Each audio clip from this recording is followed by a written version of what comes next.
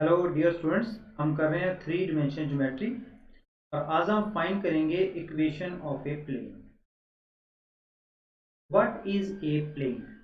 किसी भी flat surface को हम प्लेन बोल देते हैं, जैसे सर्कल, ट्राइंगल, स्क्वायर, किसी कमरे की दीवार, ब्लैक बोर्ड। इन सभी ऑब्जेक्ट का जो सरफेस है वो फ्लैट है और इन्हें हम बोलेंगे प्लेन।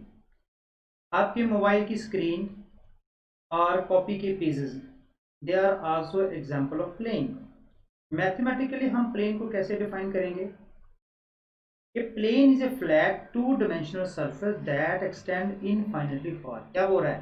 प्लेन हम इस ऐसे ऑब्जेक्ट को बोलेंगे जो तो एक तो वो फ्लैट सरफेस हो, टू डायमेंशनल हो और वो एक्सपैंड करेगा इनफाइनाइटली। जिस प्रकार लाइन जो है, हमने पढ़ा था कि लाइन जो है वो एक्सपैंड करती है इनफाइनाइटली, इसी प्रकार जो प्लेन है वो भी एक्सपैंड करेगा इनफाइनाइटली। तो इसे थोड़ा सा एक्सपैंड कर देते हैं तो मेरे पास ये एक इससे बड़ा प्लेन बन जाता है।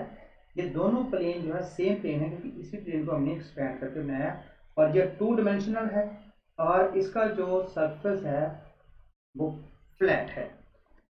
तो अभी तक हमने जितने भी ऑब्जेक्ट के बारे में हम जानते हैं उनके जो उनका डायमेंशन है उनका कंपेरिजन कर लेते हैं। ये देखिए, ये एक पॉइंट है जी। पॉइंट एक स्टेशनरी पॉइंट होता है जो कहीं पे भी एक्सटेंड नहीं करता, तो इसकी जो डायमेंशन कितनी रहेगी? 0। ये एक लाइन है, आपको पता है कि एक लाइन जो है वो इस तरफ एक्सटेंड हो सकती है, इस तरफ एक्सटेंड हो सकती है इनफाइनाइटली, तो इसका जो डायमेंशन है वो कितना है जी? 1। प्लेन प्लेन हमने अभी डिफाइन किया कि प्लेन जो है वो टू डायमेंशनल है, मतलब वो एक्सपैंड होता है, फ्लैट सरफेस है और टू डायमेंशनल और उसको हम इनफाइनाइटली एक्सपैंड कर सकते हैं। तो इसका जो डायमेंशन कितना है जी? 2 है। ये एक क्यूब है और इसके जो डायमेंशन है वो 3 है क्योंकि ये कोई X axis, Y axis, Z axis. और जो थ्री डायमेंशनल ऑब्जेक्ट होते हैं उनकी एक प्रॉपर्टी होती है कि आप उसको जिस मर्जी एंगल से देखें वो आपको एक जैसा ही दिखेगा। तो ये आपके डिफरेंट ऑब्जेक्ट का जो है वो डायमेंशंस आप यहाँ पे आपको पता चल गया है। तो चलिए फिर नेक्स्ट चलते हैं।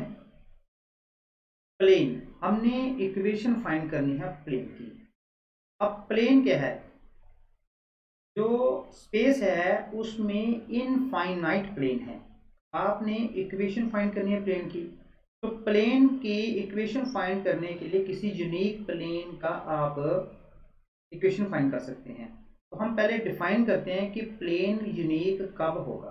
देखिए, पहला केसेस क्या है, मेरे पास 3 केसेस हैं। A plane is determined uniquely if the normal to the plane and its distance from the origin is given। क्या बोल रहा है कि एक प्लेन को हम यूनिक बोलेंगे अगर इसका ओरिजिन से जो डिस्टेंस है वो आपको गिवन होगा और दूसरा वो नॉर्मल आपको पता होना चाहिए। तो इस प्रकार के प्लेन को हम बोलेंगे यूनिक प्लेन। ये देखें, ये एक प्लेन है और ये एक X axis, Y axis, Z axis है। तो यहाँ पे देखें, ये एक नॉर्मल है। ये जो प्लेन है इस नॉर्मल, इसके साथ नॉर्मल होगा तो ये जो वेक्टर है इस प्लेन के साथ 90 डिग्री का एंगल बनाएगा। और दूसरा, ये डिस्टेंस कितना है ओरिजिन से ये भी हमें पता होगा। तो फिर ये जो प्लेन है ये आपका क्या बनेगा? यूनिक प्लेन बनेगा और इसकी जो इक्वेशन आप फाइंड कर सकते हैं। सेकंड केस क्या है कि it passes through a point and perpendicular to a given direction. मतलब प्लेन को हम यूनिक बोलेंगे अगर वो एक fix point A, let's suppose करो, इसे पास करता है और एक गिवन डायरेक्शन है उसके वो परपेंडिकुलर हो। मतलब ये एक प्लेन है, ये एक पॉइंट से पास कर रहा है, लेट्स सपोज करो इस पॉइंट से पास कर रहा है, और ये एक नॉर्मल है, मतलब एक वेक्टर है, गिवन वेक्टर है जो इस प्लेन के नॉर्मल है, मतलब परपेंडिकुलर है, तब इस प्लेन को हम बोलेंगे यूनिक। थर्ड केस है कि अगर वो plane passes through 3 non collinear point, अगर एक प्लेन 3 नॉन कोलिनियर पॉइंट से पास करे तब भी वो प्लेन जो है यूनिक होगा और उसकी हम इक्वेशन फाइंड कर सकते हैं। ये जो थर्ड केस है हम सेकंड इसे नेक्स्ट वीडियो में हम कवर करेंगे। आज हम ये पहले 2 केस लेंगे। चलिए अब हम फाइंड करेंगे equation of a plane. Equation of plane in normal form. तो नॉर्मल फॉर्म में हम इक्वेशन प्लेन की फाइंड करेंगे तो ये एक X axis Y axis Z axis है, ये एक प्लेन है। और फर्स्ट केस क्या था कि जो प्लेन यूनिकली हम इसे डिटरमाइन कर सकते हैं if normal to the plane and its distance from the origin वो हमें गिवन हो। तो ये देखिए ओ एन एक नॉर्मल है और इसका डिस्टेंस हमें गिवन है दैट इज डी। तो ये एक यूनिक प्लेन हो गया। इस प्लेन की हमने अब इक्वेशन फाइंड करनी है। तो यहाँ पे देखिए ओ एन एक नॉर्मल है from the origin to the plane और एन कैप हमने एक यूनिट वेक्टर कंसीडर कर लिया है along the ON। तो क्या मैं ओ एन वेक्टर को d इंटू एन कैप लिख सकता हूँ? आपको पता है कि कोई भी वेक्टर को हम कैसे लिख सकते हैं, किसी वेक्टर को वेक्टर का मैग्नीट्यूड इंटू उसका यूनिट वेक्टर। तो यहाँ पे मैंने ये जो ओ एन नॉर्मल है उसे लिख दिया मैंने d इंटू एन कैप। इस प्लेन के ऊपर मैं कोई एक पॉइंट ले रहा हूँ P, रैंडम पॉइंट ले रहा हूँ कहीं पे भी, और उसकी जो कोऑर्डिनेट है वो है एक्स वाई जेड, और मैं एन पी को ज्वाइन कर रहा हूँ। और क्या ये एन पी इस ओ एन के साथ 90 डिग्री का एंगल बना रही है? ये देखिए आपको पता है कि ये जो ओ एन एक नॉर्मल है to the vector to the plane, इस प्लेन की ये नॉर्मल है, ठीक है। अगर ओ एन इस प्लेन के नॉर्मल है तो ये जो एन पी है ये एक लाइन जो है वो प्लेन के ऊपर है। तो ये जो प्लेन है, ये जो प्लेन है ये नॉर्मल है इसके, ये एक वेक्टर नॉर्मल है, ठीक है। इस प्लेन के ऊपर कोई भी लाइन आप ड्रा करें तो वो लाइन तो प्लेन के ऊपर फ्लैट होगी। तो ये जो नॉर्मल है वो हर एक पॉइंट के साथ कहीं पे भी वो 90 डिग्री का एंगल बना रहा है, नॉर्मल टू द प्लेन है। तो फिर इस ये जो एन पी लाइन है तो ये ओ एन जो है इस एन पी के भी क्या हुआ, परपेंडिकुलर हुआ। तो ओ एन एक वेक्टर है, एन पी भी एक वेक्टर है। तो दो वेक्टर जो है वो कब परपेंडिकुलर होते हैं, जब उनका डॉट प्रोडक्ट क्या होता है, जीरो। तो क्या मैं यहाँ पे N P vector dot O N vector is equal to zero लिख सकता हूँ? ठीक है। तो चलिए मैं ये जो पी पॉइंट है इसका हम यहाँ पे ले लेते हैं पोजीशन वेक्टर। इस पोजीशन वेक्टर में आर मान लेता हूँ, स्मॉल आर। तो ये बन गया मेरे पास ओ एन पी एक ट्राइंगल बन गई। और अगर हम ध्यान से देखिए तो यहाँ पे वेक्टर एडिशन की प्रॉपर्टी लगेगी। कैसे लगेगी, ये देखिए O N vector plus N P vector, दो वेक्टर जो है एक ही डायरेक्शन में है, और ओपी जो है ये एक इन दोनों का रिजल्टेंट वेक्टर है। तो मैं लिख सकता हूँ O N vector plus N P vector is equal to O P vector. और यहाँ पे मैं एन पी वेक्टर की वैल्यू फाइंड कर सकता हूँ, ये है जी O P vector minus O N vector.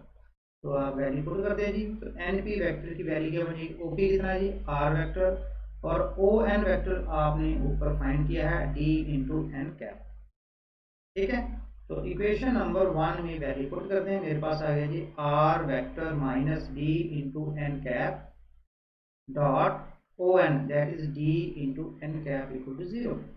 और यहाँ पे डी जो है नॉट इक्वल टू जीरो होगा क्योंकि डी ये एक मैग्नीट्यूड है ओ एन का।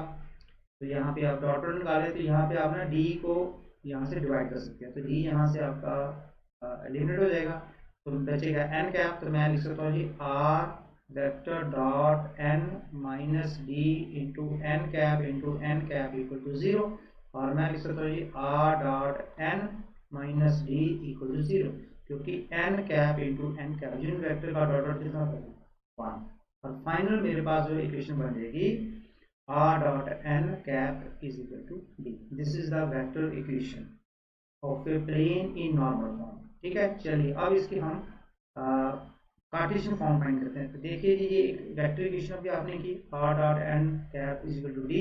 d यहाँ पे क्या डिस्टेंस फ्रॉम द ओरिजिन इस प्लेन का, और r क्या है, ये पॉइंट हमने p लिया है, इसका पोजीशन वेक्टर है। तो ये जो p है इसका जो पोजीशन वेक्टर है वो आर है। क्या मैं इसे ऐसा लिख सकता हूँ जी O P vector R is equal to X I plus Y J plus Z K, ये आपने वेक्टर में आपने पढ़ा है।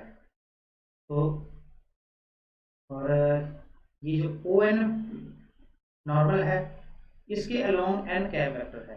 तो इस जो एन वेक्टर जो है, एन कैप जो है, हम मान लेते हैं कि l M N are the direction cosine of this n cap vector. तो फिर मैं एन कैप को कैसे लिख सकता हूँ, l i plus m j plus n k. तो इनकी वैल्यू यहाँ पे क्वेश्चन नंबर, ये जो ऊपर क्वेश्चन है इसमें पुट कर दें तो मेरे पास क्या आ जाएगा, यहाँ पे आर की जगह ये पहली वैल्यू आ जाएगी ये, और l i m j n की जो सेकंड जो है एन कैप की जगह ये डी। आप इनका डॉट निकालें तो देखिए आई के साथ आई वन बन जाता है, जे के साथ जे वन, के साथ के वन। तो इनको आप डॉट निकालेंगे तो हमारे पास क्या रिजल्ट आ जाएगा, l x plus m y plus m z is equal to, this is the Cartesian equation of a plane in normal form. एक और केस यहाँ पे अगर हम कंसीडर करें कि अगर हमने यहाँ पे जो एन कैप है, यूनिट वेक्टर है अलोंग द ओ एन, उसके हमने एल एम एन जो है डायरेक्शन कोसाइन लिए। अगर आपको डायरेक्शन रेशियो गिवन हो तो let a b c be the direction ratio of n, then n किससे लिखेंगे, a i plus b j plus c k, और इसकी वैल्यू हम जो है यहाँ आर की जगह आर की वैल्यू और एन की वैल्यू जो ये पुट कर देंगे तो मेरे पास क्या रिजल्ट आ जाएगा, A X plus B Y plus C Z is equal to D. ये equation of plane in normal form, यहाँ पे ए बी सी जो है वो डायरेक्शन रेशियो है। नेक्स्ट देखें जी, O N is normal to the plane from the origin.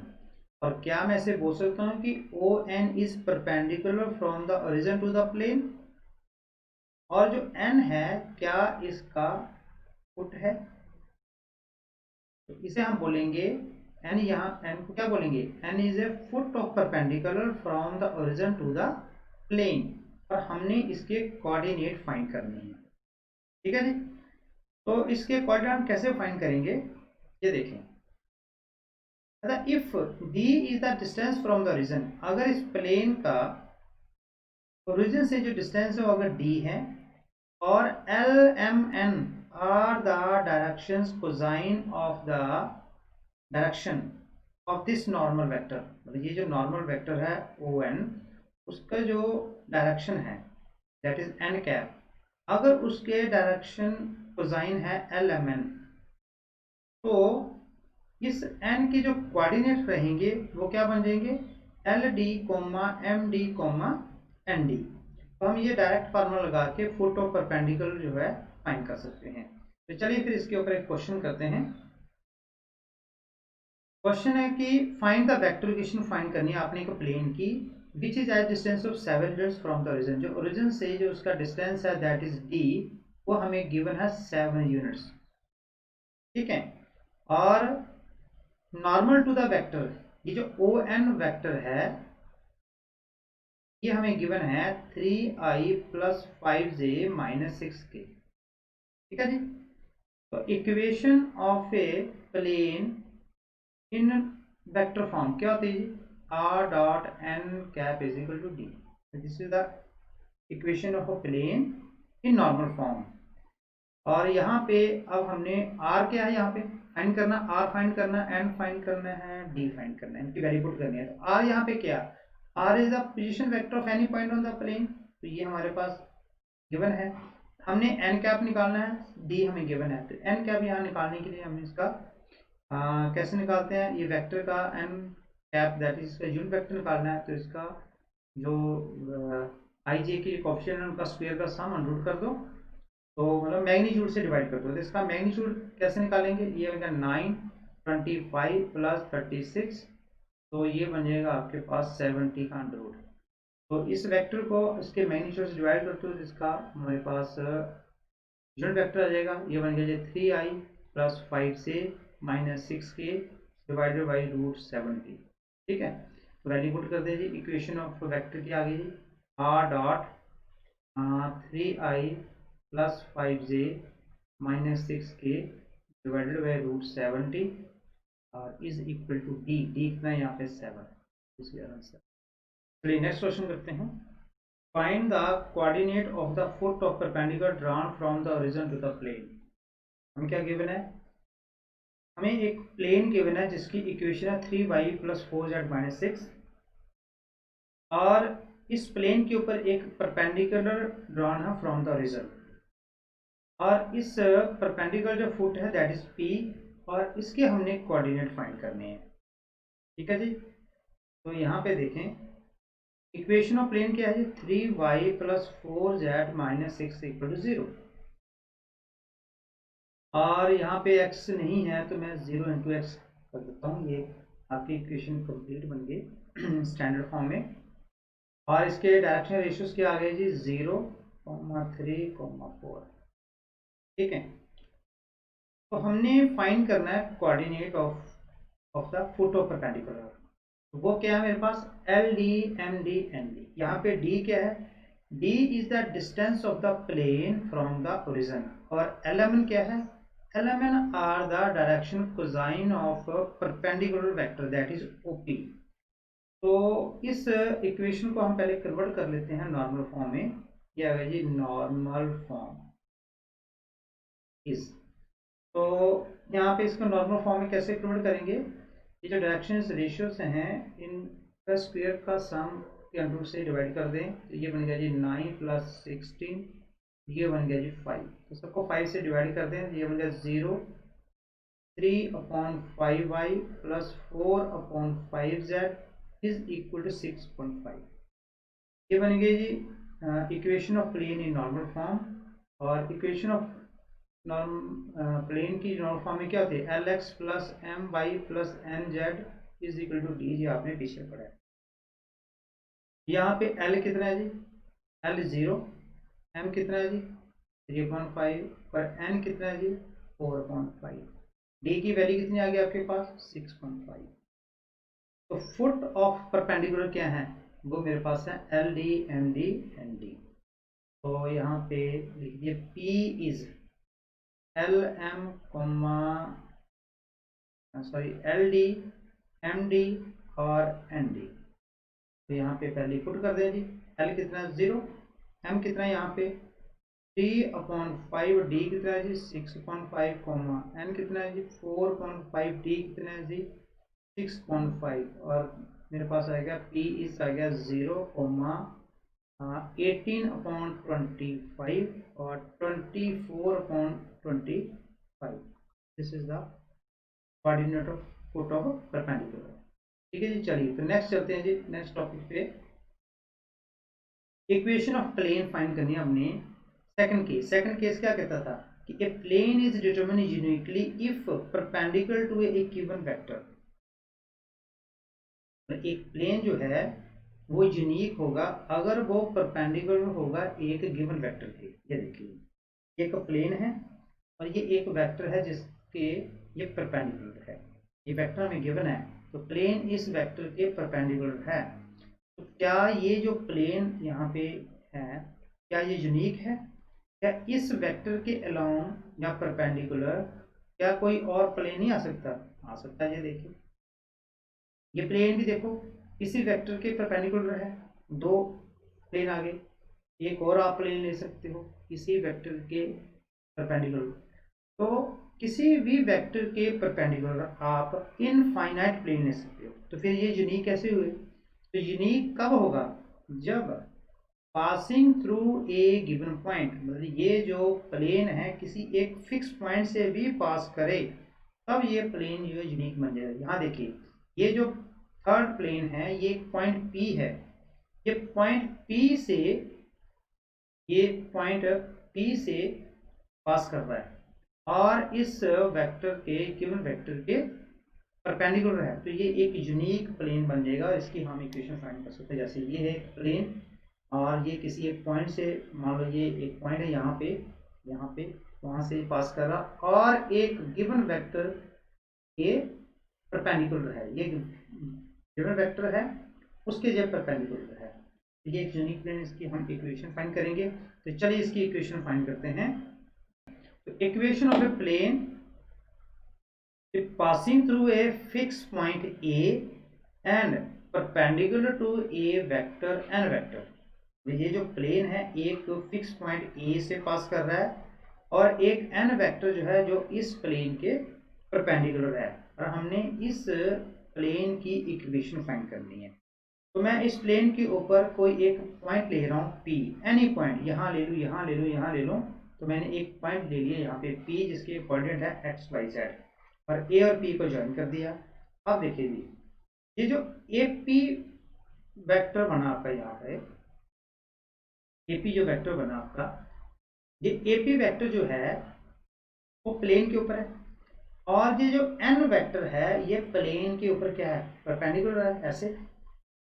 तो अगर ये वेक्टर जो है इस प्लेन के ऊपर परपेंडिकुलर है तो वे सभी पॉइंट्स के ऊपर भी ये परपेंडिकुलर हुआ। तो ये जो लाइन ड्रा हुई ए पी वेक्टर लाइन, तो इसके भी क्या हुआ, ये परपेंडिकुलर हुआ। तो क्या मैं लिख सकता हूं कि जो vector A p dot n vector is equal to 0, क्या मैं ऐसा लिख सकता हूँ? क्योंकि ए पी एक वेक्टर है, एन पे भी एक वेक्टर है। दो वेक्टर परपेंडिकुलर कब होंगे? जब उनका डॉट प्रोडक्ट 0 होगा। ठीक है जी, दिस इज इक्वेशन नंबर 1। तो ये जो ए है, ए इसका हम वेक्टर इसका ले लेते हैं पोजीशन वेक्टर, और पी का भी हम पोजीशन वेक्टर लेट कर लेते हैं।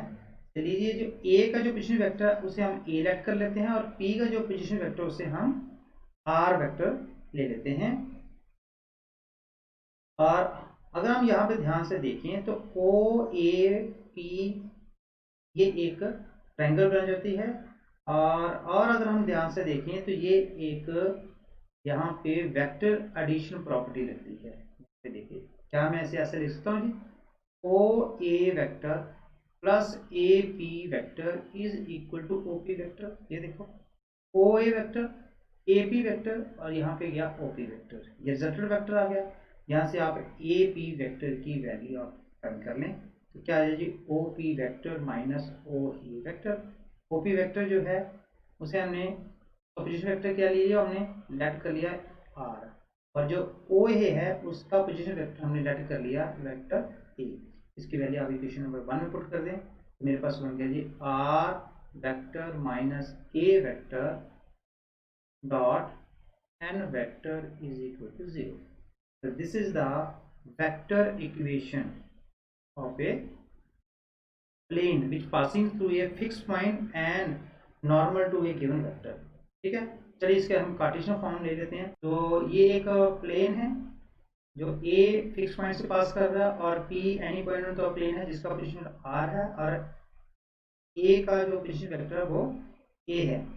तो लेट कर लेते हैं कि जो a है के कोऑर्डिनेट x1 y1 z1, और p के कोऑर्डिनेट हम x y z मान लेते हैं, और n जो वेक्टर है उसके जो डायरेक्शन रेशियो है वो मान लेते हैं a b c।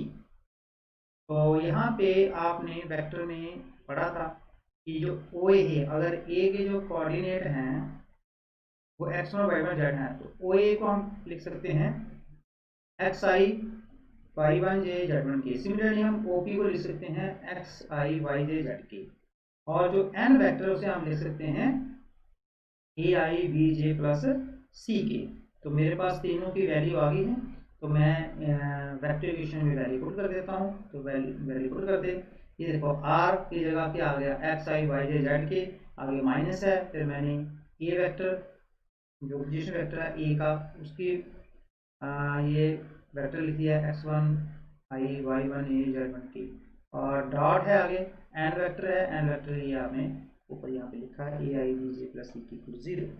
तो सबसे पहले इस ब्रैकेट को सॉल्व कर लेते हैं। यहाँ पे देखो x i x1 i, तो इन दोनों को इकट्ठा करते हैं, y को y के साथ इकट्ठा कर देते हैं, तो मेरे पास क्या आ जाएगा, मेरे पास देखो ये और ये मैंने इकट्ठा कर दिया तो ये आ गया x माइनस x1, y और y1 इकट्ठा कर दिया y माइनस y1, और z और z1 इकट्ठा कर दिया, आ गया डॉट यही।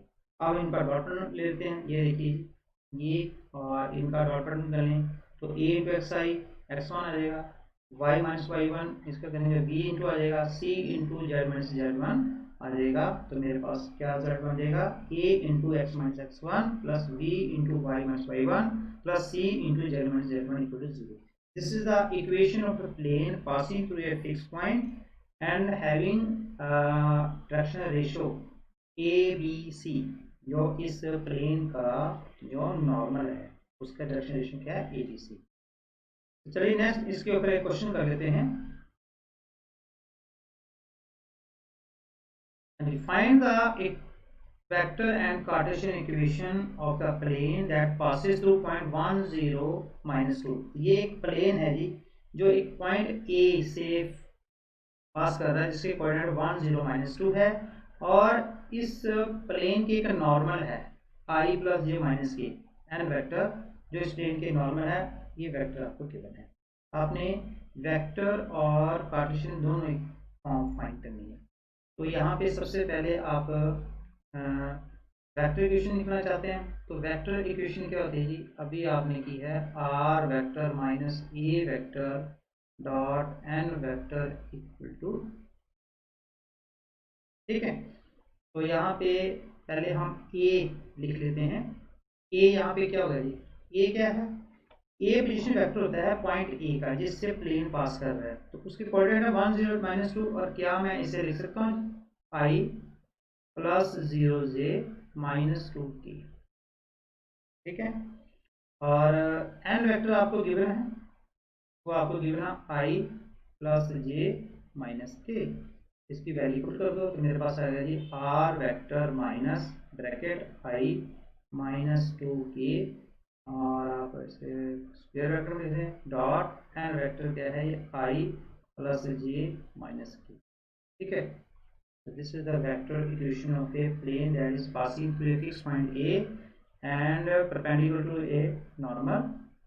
एक वेक्टर हमें नॉर्मल दिया है i plus j minus k. Cartesian form find करना चाहते हैं आप, तो कार्टेशियन फॉर्म क्या होगा जी, कार्टेशियन फॉर्म, तो कार्टेशियन फॉर्म क्या है, x minus x one a v into y minus y one c into z minus z1 equal to 0। This is a Cartesian equation of a plane passing through fixed point and normal to a given vector। तो यहाँ पे ए b सी क्या हैं, these are the direction ratio। तो यहाँ पे हम पहले लिख लेते हैं ए कितना direction ratios क्या हैं, नॉर्मल के आई जे के, तो क्या बन गया ए कितना 1, बी कितना 1, और सी कितना आ जाएगा -1। और x1 y1 z1 क्या है, जहाँ से ये प्लेन पास हो रहा है, तो x1 यहाँ पे कितना 1, y1 कितना है 0, और z1 कितना है जी -2। वैल्यू पुट कर दो जी, क्या है जी 1 into x minus 1 plus b कितना 1, y माइनस y1 कितना है 0, प्लस c कितना है जी -1, और z minus z1 that is +2 equal to 0। Solve कर लें, ये होंगे जी x minus 1 plus y minus z minus 2 equal to 0। ये बनेगा जी x plus y minus z is equal to, ये -1 -2 -3 तो जेड हो गया, ठीक है जी।